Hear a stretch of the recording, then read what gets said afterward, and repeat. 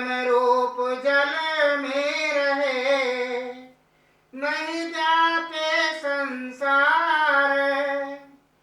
क्षीर नीर का मयन कर, पिए यमी रस धार।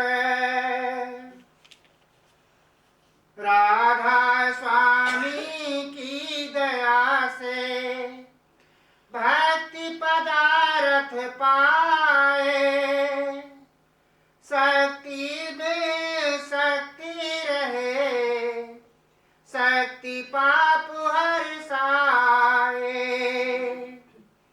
राधा स्वामी की दया से भक्ति पदार्थ पाए, शक्ति में शक्ति रहे, शक्ति पाए हर्षाए। जग की आशा त्याग कर, कर सतगुरु की आस। शक्ति शक्तिवान है, क्यों होए वह निराश। राधा स्वामी। अशोक ने एक शब्द गाया कि हमारे अवगुण ना देखो, आप तो समदर्शी हो। मुझे याद आया कि जब विवेकानंद जी थे, उनको जयपुर के राजे ने अपने आमंत्रित किया दरबार में विवेकानंद जी को। वहाँ राजे संतों का बड़ा कदर किया करते थे। तो जब वहाँ महफल लग गई, सब वजीर बैठ गए, तो राजा ने नाचने वालों को बुलाया हुआ था, नाचने वालियों को भी बुलाया हुआ था। राजा लोग थे ना, तो एक जो नाचने वाले थे उसने नाचना शुरू किया। अब विवेकानंद जी तो सन्यासी थे, तो ऐसी चीज़ों को देख के खुश नहीं थे। जब वो नाच रही थी तो विवेकानंद का मन विचलित हो गया, उठ के चल पड़े, वो उठ के चल पड़े। उस वैश्या ने नाचते नाचते ये शब्द गाया जो ये मेरे बेटे ने गाया है कि तुम तो समदर्शी हो प्रभु, मेरे अवगुण क्यों देखते हो? आप समदर्शी हो, संत हो, आपकी नज़र में तो कोई द्वेष नहीं होना चाहिए, आप क्यों उठ के चले गए? मेरे अवगुण मत देखो, आप तो माफ़ करने वाले हैं, आप तो प्रभु हैं। तो विवेकानंद जी ये बात सुनकर बैठ गए। विवेकानंद जी को ज्ञान हुआ, किससे? उस नाचने वाले से, और उसका अहम टूट गया। विवेकानंद को हो, मैं तो अपने आप को बड़ा समझता था, ये तो मेरे से भी आगे निकल गई। जिसके मन में द्वेष ही नहीं है, जिसके मन में कोई ऐसी बात नहीं है, तो कोई भी दुनिया में बुरा नहीं है, दुनिया में कोई बुरा नहीं है। पहली बात तो मुझे वो याद आ गई, इसलिए मुझे बोलना पड़ा। अब मैं असली बात पर आता हूँ। हमारे बुजुर्ग कहा करते थे, जब तक आशा तब तक बादशाह, जब तक आस है तब तक श्वास है, ये उनकी बात कही हुई। अंग्रेजी में इसको कहा गया है होप सस्टेन्स लाइफ, आशा ही जिंदगी का सहारा है। आशा के बगैर जिंदगी, जब आशा खत्म हो गई जिंदगी खत्म हो गई, आदमी में निराशा आ गई जिंदगी खत्म हो गई। ये बात संतों ने भी कही है और अंग्रेजी जानने वालों ने भी ये बात कही है। अब सवाल पैदा हो गया कि आशा किस चीज़ की होनी चाहिए, कौन सी आशा? अब हम संसारी लोग हैं, हमारी तो आशाओं का पता नहीं लगता कितनी है। एक आशा पूरी हुई दूसरी, एक दूसरी आशा पूरी हुई तीसरी। जब तक सांस है एक आश नहीं है, हजारों आशाएं हैं, हजारों आशाओं ने हमें घेरा हुआ है और उसके कारण हमें चैन नहीं आती। तो दाता दयाल जी महाराज एक शब्द लिखते हैं जिसमें बहुत प्यारी उन्होंने बात कही है कि तुम किसकी आश करो। देखो, मैं यहाँ अभी भी कह रहा था कि हमारे शरीर को क्या चाहिए, हमारे शरीर की ज़रूरतें क्या हैं? भोजन चाहिए, खाने के लिए रोटी चाहिए, प्यास के लिए पानी चाहिए, तभी हमारा शरीर चलेगा। सर्दी आ गई तो सर्दी के कपड़े चाहिए, गर्मी आ गई तो गर्मी के कपड़े चाहिए, बारिश है तो उसे ढकने के लिए मकान चाहिए, यही चीज़ें चाहिए ना। और शारीरिक तंदुरुस्ती चाहिए, यही हमारी आशा है। सबसे बड़ी तो बात ये है। दूसरा हमारा मन है। मन इतना चंचल है, जब तक आप इसको सहारा नहीं देंगे, कोई ना कोई सहारा नहीं देंगे, ये ठहरेगा नहीं, ये नहीं ठहर सकता। तो सहारा जो संत देते हैं वो सहारा सबसे बड़ा है। तो वो सहारे कैसे हैं? कई मैंने कहानियाँ पढ़ी हुई हैं कि किसी आदमी ने दुखी होकर भगवान की बड़ी बहुत ही भक्ति की, तो उनकी इच्छा के मुताबिक कोई चीज़ पैदा हुई उसके सामने, तो लो भाई ये तुम्हें चीज़ दे दी, तेरी सारी आशाएं पूरी करेगा, तेरी कोई आशा नहीं रहेगी। तो वो जो चीज़ उत्पन्न हुई उसके साथ चल पड़ी। उसने कहा देख भाई, तूने मुझे बुलाया है, तुमने ये कहा कि तुम्हारे सारे काम मैं करूं, मैं सब काम करूंगा, लेकिन जब तेरे सारे काम खत्म हो गए और काम तेरा ना रहा तो मैं तुम्हें मार दूंगा। ये उसने कहा। उसने कहा बड़ी मौज लगी, मेरे को कम ही पड़े है, मैं तो बहुत है मेरे को, जिम्मेदारी का काम है, पशुओं का काम है, घर का काम है। तो उसने उसको कहना चलो आप खेती बात करके आओ, करके आ जाना। पशुओं को पट्ठे डाल दिए, गाय भैंस का दूध निकाल दिया, सब काम कर दिए। तो उसने खड़े हो जाना, बताओ और काम। कहा वो तो काम ही कोई नहीं रहा, और केड़ा काम बताओ? अच्छा ठहर मैं आता हूँ। गुरु जी के पास, उसी महात्मा के पास गया जिसने कहा था कि तुम ये करो। कहता महाराज मुझे बचाओ, वो तो मेरे पीछे पड़ गया करके काम नहीं तो मैं तुम्हें मार दूंगा। तो कहते देख ऐसा कर, अपने घर में एक बांस खड़ा कर दे लंबा, और जब काम खत्म हो जाए उसको कह तू ऊपर चढ़ नीचे आ, ऊपर चढ़ नीचे आ, ये वही काम करता रहेगा, तू बच जाएगा। बात आप समझ गए? जब काम आ गया तो उसको कहना काम कर, नहीं है तुझे काम कर, ये भी मेरा काम है। तो मन को कंट्रोल करने का तरीका संत बताते हैं। दाता दयाल जी महाराज एक शब्द लिखते हैं, आस कर गुरु की दया की, हो न तू निराश कभी। शब्द निकालो दाता दयाल जी महाराज का। हमारा सहारा क्या है? इंसान का सबसे सहारा बड़ा क्या है? आशा के बगैर तो हम रह नहीं सकते। अपने आप को पूछो कौन है आशा के बगैर? क्या संत कोई आशा के बगैर है? क्या कोई महापुरुष आशा के बगैर रहा है? सबकी आशा है। किसी को उसके मिलने की आशा है, किसी को दुनिया की चीज़ों की आशा है, किसी को सुख शांति की आशा है, किसी को रोटी की लगी हुई है, किसी को पानी की लगी हुई है, सब दौड़ लगी हुई है ना। तो संतों ने हमें क्या कहा? संत महाराज ने क्या कहा? दाता दयाल जी महाराज ने क्या कहा? सतगुरु बाबा फकीर जी ने मुझे क्या कहा? मैं तो उसको मानता हूँ जो संतों ने कहा। अब सुनो, मैं आपके लिए सुना रहा हूँ। उनकी आशा करने से क्या होगा? होगा क्या? तुम्हारी सब आशाएं पूरी हो जाएंगी। क्या कहा मैंने बलबीर? जब तुम्हें गुरु की आश हो गई, जब उस पर तुमने सब कुछ छोड़ दिया, तो तुम्हारी सभी आशाएं पूरी हो जाएंगी। इसको करके देखो, आजमा के देखो, जो कहने वाली बात नहीं है। बोलो आस कर गुरु की दया की, हो निराश ना तो कभी। अब वो कहते तू कभी निराश मत हो, लेकिन हम क्या करते हैं? थोड़ा सा काम नहीं हुआ तो भगवान को ही दोष देने के लग जाते हैं, तो मेरी किस्मत बुरी लिख दी। मैंने लोगों को देखा है ऐसे बात करते हुए, ओ भगवान तूने क्या कर दिया, तूने ये कर दिया। भगवान दखल नहीं देता। वो तो एक हस्ती है, वो तो एक शक्ति है, उसने हमें पूर्ण बनाकर यहाँ भेजा है। मानव दयाल जी महाराज एक संस्कृत का वाक्य कहा करते थे, उसका मतलब था कि ऐ इंसान तू पूर्ण है, तुम्हें कोई कमी नहीं है, मगर तू भूल गया, अपनी पूर्णता को भूल गया है। दुनिया में कोई ऐसी और चीज़ नहीं जो इंसान के मुकाबले में है। इंसान को पूर्ण बनाकर भेजा है, जिसने चांद पर भी जाकर पांव रख दिया, जो मंगल पर भी जाने की कोशिश कर रहा है, क्योंकि उसको क्या मिला है? उसको 5 कर्मेंद्रियां मिली हैं। किसी और को 5 कर्मेंद्रियां नहीं मिली, ना किसी पक्षी को, ना किसी जीव को, ना किसी जंतु को। एक इंसान है जिसको 5 कर्म इंद्रियां मिली हैं और 5 ज्ञान इंद्रियां मिली हैं। मन है, चित्त है, बुद्ध है, अहंकार है। आप तो 14 कला से पूर्ण हो। 14 कला से पूर्ण होते भी तुम एक आस नहीं रख सकते, भटक जाते हो। तो एक आस सबसे बड़ी क्या है? गुरु की आस। फिर निराश नहीं होना, फिर जो करिए करिए सोई भला। संतों ने कहा जो करिए सोई भला।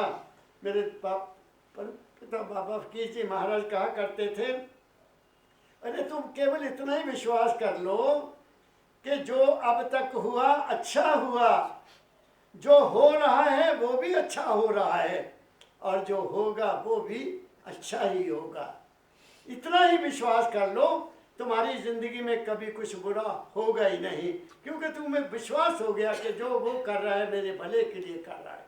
क्या कहा मैंने? इसलिए दाता दयाल जी महाराज क्या कहते हैं कि अगर आप आश भगवान पर, उस मालिक पर रखते हो तो फिर निराश नहीं होना है। जो आश पूरी नहीं हुई, गुरु की आस मत छोड़ो। दुनिया की आशा पूरी नहीं हुई, कोई बात नहीं, लात मारो दुनिया की आशा को, लेकिन गुरु के ऊपर विश्वास और गुरु के ऊपर श्रद्धा और गुरु से प्रेम कभी मत छोड़ो। तुम्हें कभी कोई कमी नहीं रहेगी। आगे पढ़ो। आस करे गुरु की दया की, हो निराश ना तो कभी। जो निराश हुआ समझ ले, गुरु का दास ना तो कभी। हाँ, ये कसौटी है। मैंने देखा है, नाम भी लिया हुआ है लोगों ने, गुरु भी धारण किए हुए हैं, फिर भी देवी देवताओं के मंदिरों में जाकर मत्था टेकते हैं, भटके हुए हैं, इधर उधर जा रहे हैं। उनको विश्वास ही नहीं आया, उनको उनकी श्रद्धा ही पैदा नहीं हुई, इसलिए वो न घर के न घाट के। दाता मेरे कहा करते थे परमदयाल जी महाराज, फिर क्या उनका हाल हो जाता है? कुत्ते जैसा, जैसा धोबी का कुत्ता, न घर का न घाट का। धोबी का कुत्ता घाट से घर जाता है कि मैं वहाँ जाके रोटी खाऊंगा, और धोबी की रोटी वहाँ पहुँच गई तो वो घर से भी नहीं मिली, वहाँ गया तो धोबी ने भी खा ली, दोनों तरफ से रह गया। मेरी बात समझ गए? इसलिए ठहर जाओ, मन को कहाँ लगाओ? जैसे मैंने बताया कि जब फ्री हो गया तो इसको उस डंडे के ऊपर चढ़ा दो। वो डंडा कौन सा? गुरु की आशा का, गुरु के विश्वास का। बस वही तुम्हें तार देगा। आगे पढ़ो। जग के फंदों में पड़ा, समझा नहीं उपदेश को। अब दाता दयाल कहते हैं कि ऐ इंसान तू जगत के धंधों में पड़ा हुआ है, मेरा ये काम हो जाए, मेरा वो काम हो जाए, मेरा वो ये जगत के धंधे ही हैं, और क्या है? घर गृहस्थ के धंधे ही हैं, और क्या है? जबकि वो हो जाने हैं। कोई ऐसी चीज नहीं है जिसको विदाउट पर्पस मालिक ने यहाँ भेजा है। परमदयाल जी महाराज कहा करते थे, वहाँ बैठे होते थे हम लोग, कहना बेटा इस संसार में कोई चीज ऐसी पैदा नहीं हुई जिसका कोई मतलब नहीं है। हर चीज जहाँ इस पृथ्वी पर कुदरत ने किसी खास काम के लिए भेजी है, चाहे वो जड़ी है, बूटी है, दरख्त है, पशु है, पक्षी है, जीव है, जंतु है, इंसान है, उन सब का काम निर्णय पहले ही किया हुआ है। उन्होंने अंग्रेजी का शब्द यूज किया था, everything is destined, everything is destined, किस्मत में लिखा ही हुआ है, ऐसा ही होगा। और कहा करते थे मेरे पास तो केवल वो ही आएगा जिसका जन्म आखिरी हो गया है। ऐसा भी कभी कभी महाराज कह कर दिया करते थे। तो इसलिए क्या कहा है, ऐ इंसान तू जगत के धंधे में ज्यादा मत जा। जब तुम्हें गुरु पर विश्वास हो गया, उनकी आशा पर विश्वास हो गया, फिर आंख बंद करके चुप होके बैठ जा। जो करिए सोई भला, यही लिखा दाता दयाल जी महाराज ने। फिर पढ़ो यही लाइन। जग के फंदों में पड़ा, समझा नहीं उपदेश उपदेश को। क्या है? उप मैंने होता नजदीक बैठना। उपदेश का मतलब नजदीक बैठकर जो बात किसी महापुरुष ने कही है उसको तुमने नहीं समझा, ये दाता दयाल कहते हैं। उपदेश किस बात का? उपदेश क्यों दिया जाता है? कि तुम्हारे मन के भ्रम दूर हो जाएं, तुम्हारे मन की चिंताएं दूर हो जाएं। जिस बात से तुम्हारी चिंता दूर हो जाए, जिस बात से तुम्हारे मन की चंचलता ठहर जाए, उसको उपदेश कहते हैं। उपदेश का मतलब ये नहीं है कि लंगर लगाओ, वो उपदेश नहीं है। इस उपदेश वो नहीं है कि मिट्टी उठाओ तो ये काम करो वो काम करो, वो सेवा है। उपदेश और चीज़ है। उपदेश से इंसान की जिंदगी को रहने जीने का राज मिलता है। How to live in this world, इस संसार में जीवन को कैसे गुजारना है, वो उपदेश से प्राप्त होता है। और उपदेश सत्संग में मिलता है, बाहर की महफिल में नहीं मिलता। आगे पढ़ो। जग के फंदों में पड़ा, समझा नहीं उपदेश को। तज के पृथ्वी को चढ़ा, प्यारे का आकाश न तू अब कभी। दूसरी बात कहते हैं कि तू कभी प्यारे पृथ्वी को छोड़कर आकाश नहीं चढ़ा। अब दुनिया आम लोग ये समझेंगे कि दाता दयाल ने ये कहा कि ये दुनिया छोड़ो तो आकाश में चले जाओ। ये बात नहीं है। आम साधारण आदमी ये समझेगा। पृथ्वी क्या है? पृथ्वी हमारा शरीर है, ये 5 तत्व का बना हुआ है। आकाश कहाँ है? आकाश ये है, ये आकाश है जिसको ब्रह्मांड कहते हैं। या दूसरे शब्दों में आकाश तत्व हमारे यहाँ है, यहाँ ये आकाश तत्व है। ब्रह्मा हमारे कहाँ रहता है? ये तो मैं कई दफ़ा कह चुका हूँ, दोबारा रिपीट करने की ज़रूरत नहीं है कि सारे देवी देवता हमारे शरीर में हैं, क्योंकि जो ब्रह्मंडे सोई पिंडे। तो हमारा आकाश क्या?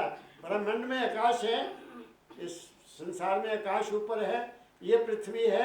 ऐसे ही ये नीचे हमारे पृथ्वी है, जल है, अग्नि है, वायु है, और आकाश ऊपर जाकर यहाँ आता है। तो वो कहते कभी तू नीचे से इंद्रियों से कभी अंदर जाने की कोशिश की है? तूने कभी सोचा ही नहीं है कि मैं कहाँ हूँ, कौन हूँ, क्या हूँ, नहीं हूँ? आंखें बंद करके कभी सोचा नहीं कि यहाँ भी कुछ है मेरे अंदर, यहाँ से ऊपर भी है कुछ, ये दिमाग में क्या क्या है, वहाँ से क्या क्या उतरता है नीचे को। जो कुछ भी तुम्हारी घटना होती है वो सब यहाँ से आती है। ये हमारा जो मस्तिष्क है इसके 2 भाग हैं, एक ये भाग है, एक ये भाग है। ये भाग भूरे रंग का है, यहाँ हमारा जो जिस मस्तिष्क है ये भूरे रंग का है, और ये जो है ऊपर वाला ये सफ़ेद रंग का है। ये मैंने खोपड़ी देखी है लाहौर या अमृतसर के मेडिकल हॉस्पिटल में। ये जो सफ़ेद जगह है, यहाँ हमारी आत्मा हमारी सुप्त रहती है, और यहाँ हमारा मन रहता है। मन यहाँ से चलता है, या सतलोक से पहले भंवर गुफा तक मन जाता है। तो वो कहते तूने कभी यहाँ से नीचे से आंखों से ऊपर गया ही नहीं है। ये नीचे सारा संसार है और ऊपर सारा परमार्थ है। तो दाता दयाल जी महाराज जी हमें उलाना दे रहे हैं। उलाना जानते हैं ना?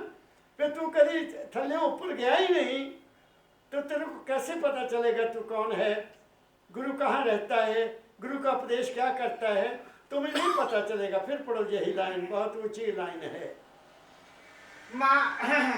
जग के फंदों में पड़ा, समझा नहीं उपदेश को। तज के पृथ्वी को चढ़ा, प्यारे का आकाश न तो कभी यहाँ नहीं गया। इसलिए दाता दयाल जी ने एक और शब्द लिखा है, तुम उल्ट चलो आसमान नीचे क्यों रहना। ये आसमान है, उल्ट को चलता है, चलना है, ऊपर चलना है। तो ये काम कब करोगे? जब उपदेश को समझ लोगे। जब तुम नीचे आओगे तो तुम चिंता में पड़ोगे पड़ोगे पड़ोगे, तुम्हें दुनिया के दुख सताएंगे, तुम्हें मन की चंचलता तंग करेगी। लेकिन जब आप गुरु की बात को मानकर यहाँ बैठोगे, तुम्हें अंदर से ही सहारा मिलेगा, तुम्हें अंदर से ही हौसला मिलेगा, तुम्हें अंदर से ही बहुत बड़ी शक्ति प्राप्त होगी और तुम दुनिया के झंझटों से ऊपर उतर जाओगे कि जो हो रहा है मेरे भले के लिए हो रहा है। बस बात खत्म हो गई। जब तुमने ये विश्वास कर लिया कि जो हो रहा है मेरे भले के लिए हो रहा है, तुम्हारा बुरा हो ही नहीं सकता। ये नोट कर लो, ये संतों की वाणी में कह रहा हूँ। आगे पढ़ो। माया छाया एक है, दोनों में सारे की गम का। अब दूसरी बात, एक बहुत बढ़िया बात दाता दयाल जी महाराज कह रहे हैं। दो चीजें हैं संसार में, एक है माया और एक है छाया। माया क्या है? माया है विचार, माया है ख्याल, माया है कल्पना, माया है आशाएं, माया है वासना। थोड़ा सा पानी पिलाएंगे। जो कुछ भी, मैं आपको एग्जांपल देता हूँ, एक घुट पानी पी लो जरा, ऐसे आ रही।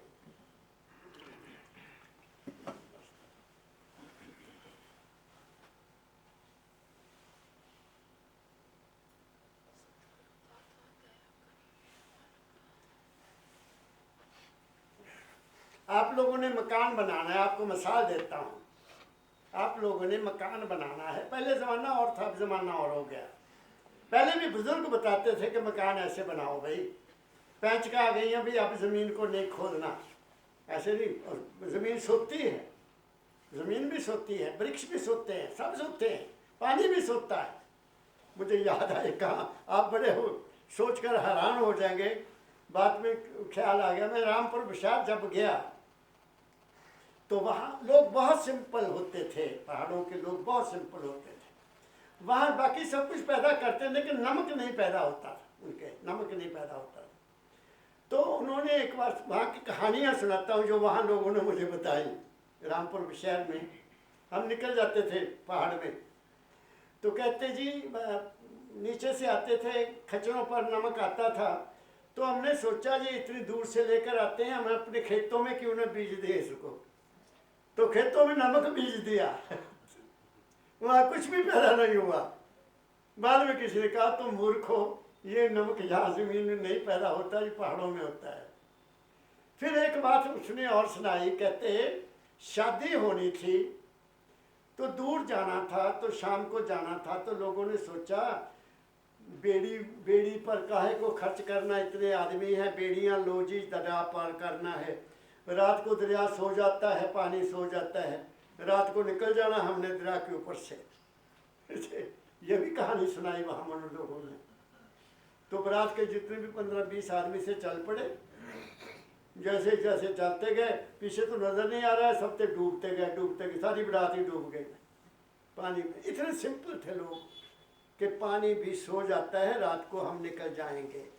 आज तो बहुत इंसान ऊपर चला गया।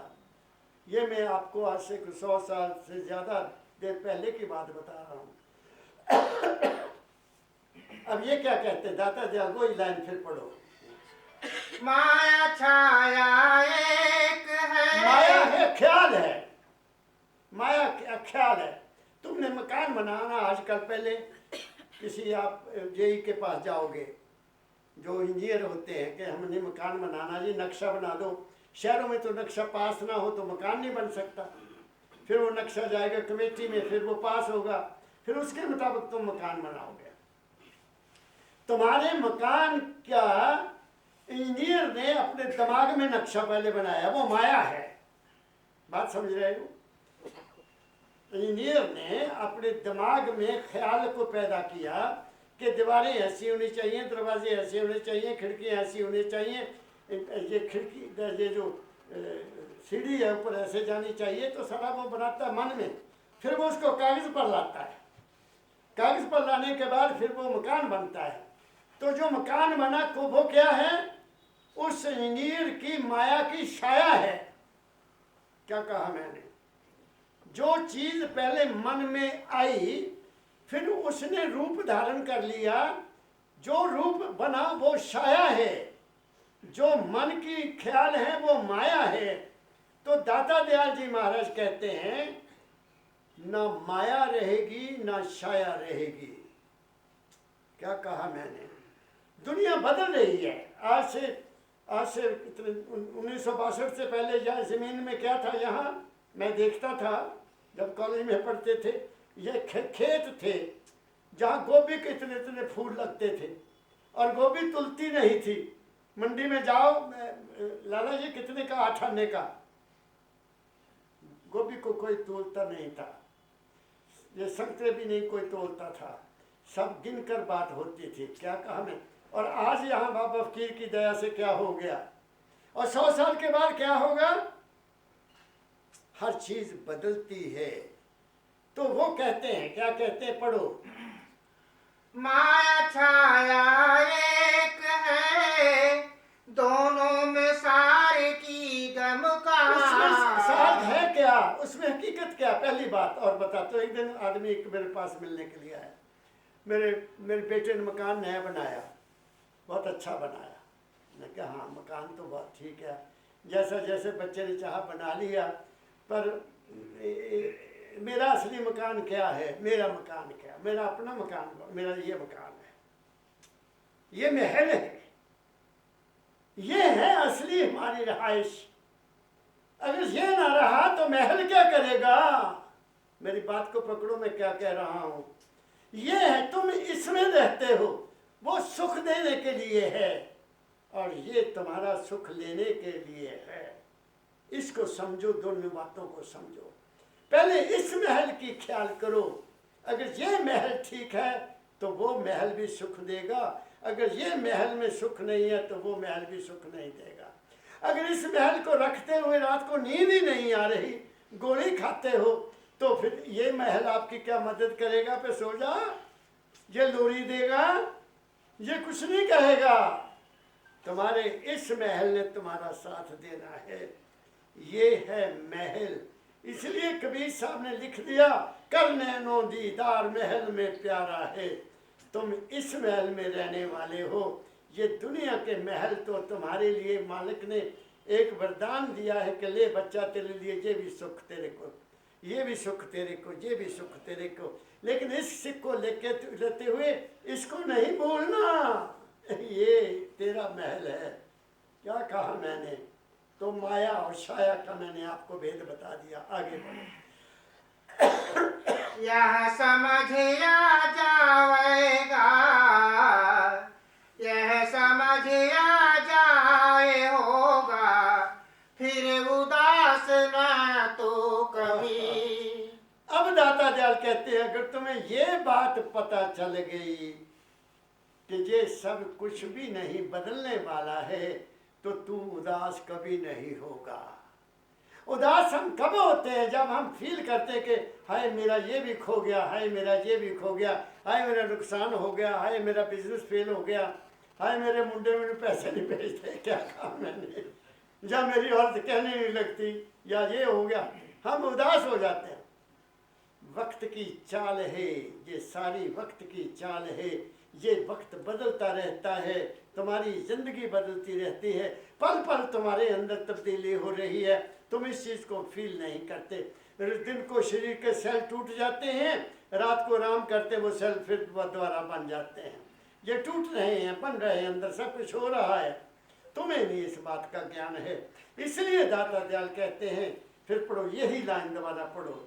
यह समझ आ जाए होगा, फिर उदास ना तो कभी। अब कौन नहीं उदास होगा? कौन नहीं उदास होगा? तुम्हारे अंदर जो बैठा हुआ है वो उदास नहीं होगा। तुम्हारा मन तो तुम्हें तंग करेगा ही करेगा, क्योंकि मन माया है। मन ने ख्याल पैदा करना ही है, मन ने मेरा तेरा पैदा करना ही है, मन ने सुख दुख को महसूस करना ही है। लेकिन वो जो तुम हो, तुम कभी उदास नहीं होगे। तुम्हें पता लग गया कि मैं कौन हूँ, मैं माल के कुल की अंश हूँ, इसलिए मेरे सिर पर वो मेरा साईं है। ये विश्वास अटल कर लो, तुम्हारी जिंदगी अपने आप सफल हो जाएगा। बढ़िया सफर निकल जाएगा, कोई चिंता की बात नहीं। समझ गए मेरी बात को? कबीर साहब का शब्द है, मैं उसको बहुत बार गाया करता हूँ, मेरे सतगुरु पकड़ी बाँ नहीं तो मैं बह जाता। मैं खुद मैं कई दफ़ा महसूस करता हूँ अकेले, और मैं उस मालिक का, उस परम पिता बाबा फकीर का धन्यवाद करता रहता हूँ। ऐ दाता, अगर तू मुझे ना मिलता तो मेरा पता नहीं क्या हाल होता, आज तक शायद शरीर की हड्डियां भी ना होती। ये तो आपने मेरी बाँह पकड़ ली, मेरी ज़िंदगी को बना दिया। मेरा स्वर्ग यही है, मेरा नरक नहीं खत्म हो गया, यहाँ भी स्वर्ग है, तो आगे तो स्वर्ग का ख्याल ही नहीं आता। जहाँ से आए थे उसी में जाकर विलीन हो जाना, कहाँ नरक कहाँ से। अरे गुरु के शिष्य के लिए कोई नरक स्वर्ग नहीं है। नरक स्वर्ग उनके लिए जो मनमुख है, गुरुमुख के लिए कोई नरक नहीं है, गुरुमुख के लिए कोई स्वर्ग नहीं है। केवल मनमुख के लिए सब कुछ है। मनमुख के लिए धर्मराज भी है, मनमुख के लिए यमराज भी है। जिसने गुरु की बात पकड़ ली, दाता दयाल ने लिखा परम दयाल जी महाराज को, तीन ताप से जीव दुखी है, निबल अबल ज्ञानी, तेरा काम दया का भाई नाम दान देवा। तू तो आया नरदही में धर फकीर का भेषा, किस लिए आया, किस लिए आया? दुखी जीव को अंग लगा के ले जा गुरु के देशा।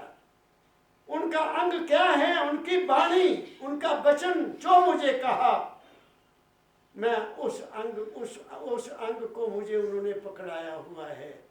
तो जब अंग मैंने पकड़ लिया, जब अंग उन्होंने मुझे दे दिया, पकड़ा नहीं जाता, अंग पकड़ा नहीं जाता।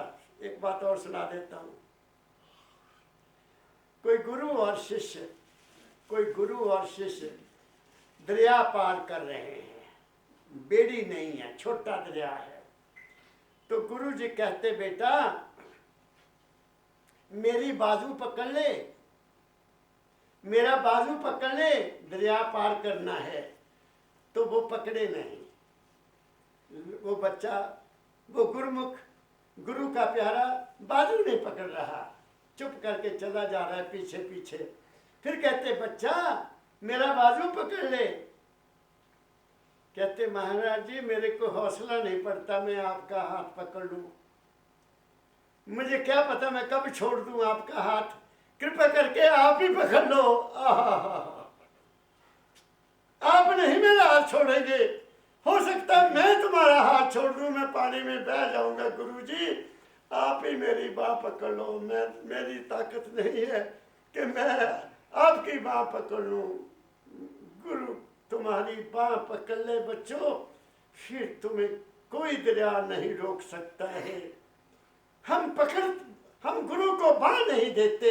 बाह क्या है? अपने आप को समर्पित नहीं करते। हम गुरु की बाह, गुरु को कहते तुम हमें आशीर्वाद दे दो। हम मांगते हैं, गुरु तो खुद कहता है बच्चा बाह पकड़ ले, बाह पकड़ ले, बाह पकड़ ले, बाह पकड़ ले। तुम पकड़ा दो, बाह पकड़ा दो, वो खुद ही पकड़ लेगा। क्या कहा मैंने? इसलिए मैं कबीर साहब का वो शब्द बार बार कहता हूँ, मेरे सतगुरु पकड़ी बाँ नहीं तो मैं सुना दो। अगर सुना सकते हो तो शब्द, बहुत प्यारा शब्द कबीर साहब का, निकालोगे? एक मिनट में आपको शब्द सुना ही देता हूँ मैं, मौज आ रही है, मौज आ रही है। दोनों में देख लो।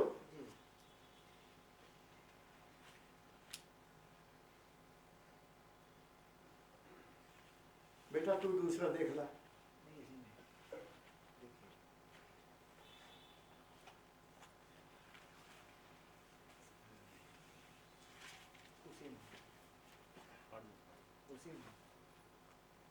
मिल गया? मैं निकाल दूं? निकल गया।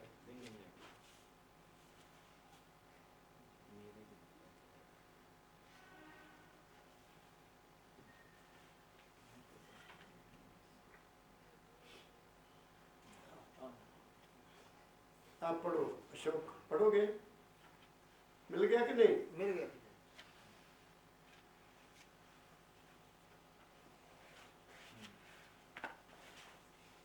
पढ़ो, सुनाओ, प्रेम से पढ़ो जरा शब्द।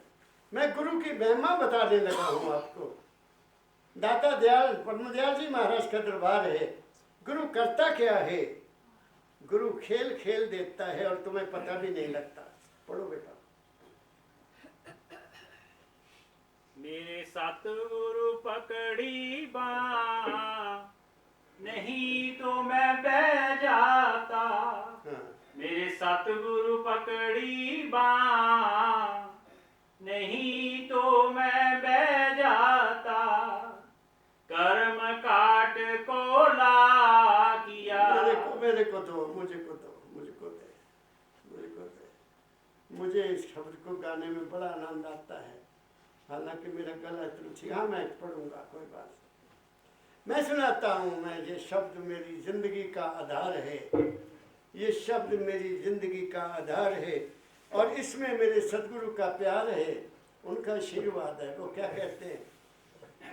मेरे सतगुरु पकड़ी बाँ, मेरे सतगुरु पकड़ी बाँ, नहीं तो मैं बह जाता। मेरे सतगुरु पकड़ी बाँ, नहीं तो मैं बह जाता। क्या करते गुरु आगे? कर्म काट कोई